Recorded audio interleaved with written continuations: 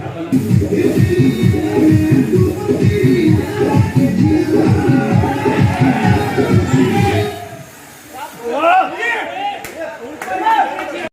जी को बगावत बहुत ज्यादा महंगी पड़ी। आखिर मैं क्यों बोल रहा हूँ, पूरा इस वीडियो में बने रहा है। नमस्कार दोस्तों, आप देख रहे हैं आप सभी का अपना चैनल पब्लिक डोमेन। मैं हूं दया, फिर से हाजिर हूं एक नया वीडियो लेकर। खेसारी लाल जी से बगावत करना काजल राघवानी जी को बहुत महंगा पड़ा। काजल राघवानी जी को फिल्म से निकाला गया और प्रदीप शर्मा जी जो फिल्म के प्रोड्यूसर हैं और डायरेक्टर हैं पराग पाटिल जी, खेसारी लाल जी के साथ आज कंप्लीट किया एक आइटम सॉन्ग की शूटिंग, जिसमें